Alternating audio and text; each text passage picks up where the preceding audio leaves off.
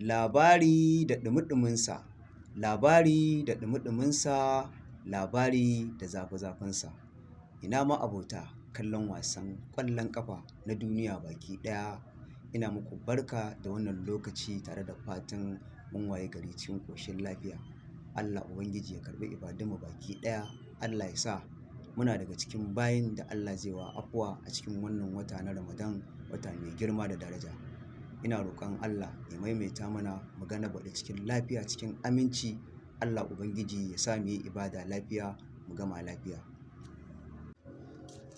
'Yan uwa, yau labarin namu akan ɗan wasan ƙwallon ƙafa ne wanda yake ɗan ƙasar Morocco, wanda yake buga ƙungiyar ƙwallon ƙafa ta PSG da ke ƙasar Faransa, wato Achraf Hakimi. Idan na ce Achraf Hakimi, na san kowa ya san waye Achraf Hakimi, ya ga irin rawar da yake takawa da irin ƙoƙarinsa da yake yi a fannin buga ƙwallon ƙafa. Labarin namu kai tsaye akan kotu ne inda aka gurfanar da Achraf Hakimi a gaban wata kotu kan zarginsa da tuhumarsa akan laifin aikata fyaɗe. Ana zargin Achraf Hakimi akan ya yi wa wata matashiyar yarinya fyaɗe, inda ya gayyato ta gidansa a shekarar 2023 bayan sun haɗu da ita a kafar sada zumunta. Sun haɗu da ita yarinyar ne a kafar sada zumunta, inda ake zargin ya gayyato ta gidansa, inda ake zargin a nan komai ya faru.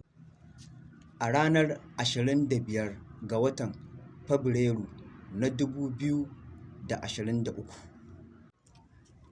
Achraf Hakimi ya fitar da jawabi a shafinsa na Twitter X kan zargin fyaɗe da ake masa, inda ya yi bayani cewa hujjojin da aka gabatar a gaban kotu ba na gaskiya ba ne, a inda ya musanta zargin kai tsaye, inda ya nuna cewa ƙage ne kawai da sharri wanda ake masa. Inda ya ƙara da cewa ƙarara wannan rashin adalci ne ga wanda bai aikata laifi ba kuma a zarge shi da laifin, musamman ma na aikata fyaɗe. Wannan ba daidai ba ne kwata-kwata, cewar Achraf Hakimi. Ya ce zai jira a yi shari'a cikin nutsuwa da kuma adalci domin gaskiya ta fito fili. To a taƙaice dai wannan shi ne labarin da yake faruwa a yanzu akan ɗan wasan ƙwallon ƙafa na Morocco kuma na PSG, Achraf Hakimi, wanda in ba za ku manta ba a baya kusan haka ta taɓa faruwa da shi Achraf Hakimin akan wacce ya aura ɗin nan. Daga baya bayan sun rabu ta yi claiming ɗin cewar sai ya ba ta wani kaso daga cikin kuɗinsa, inda aka bincika aka gama gabaki ɗaya ma shi baya ma wannan ɗin account ɗin shi a hannun matarsa, a hannun babarsa yake. In za ku iya tunawa, kusan abubuwan da suka faru a baya kenan da shi Achraf Hakimin, wanda kuma kaga kwatankwacin dai wannan wancan dai kaga shi ba na laifin irin wannan da ake tuhumarsa kamar na fyaɗe bane ba, amma shi wannan kun ga kai tsaye tuhumarsa ake da aikata fyaɗe.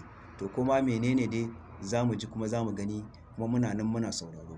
Sai dai fatanmu Allah Ubangiji ya bayyana gaskiya, kuma ya ba wa mai gaskiya gane inda gaskiya take, bi ta gabaki ɗayanmu. Allah Ubangiji ya nuna mana inda ƙarya take, ya ba mu ikon guje mata. Muna kowa barka da wannan lokaci tare da fatan muna cikin ƙoshin lafiya.